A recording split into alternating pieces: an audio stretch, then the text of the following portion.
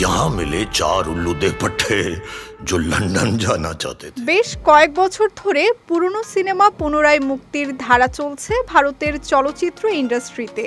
বিষয়টি নিয়ে অবশ্য ভারতের সিনেমাপ্রেমী মানুষরাও দারুণ খুশি।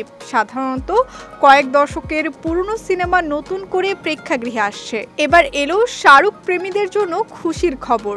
জানা গেল এবার মুক্তি পেতে পারে শাহরুখ খানের জনপ্রিয় সিনেমা ডানকি।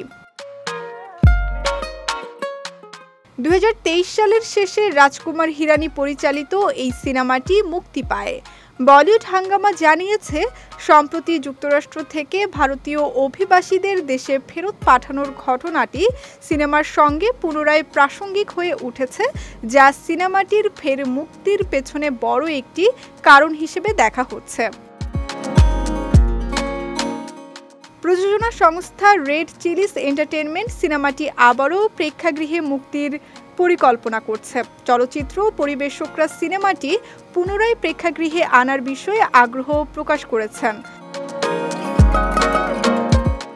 এই সিনেমায় শাহরুখের বিপরীতে অভিনয় করেছেন তাপসী পান্নু। অন্যান্য অভিনয় শিল্পীদের মধ্যে রয়েছেন সতীশ শাহ, বোমান ইরানি এবং ভিকি কৌশল সহ অনেকে।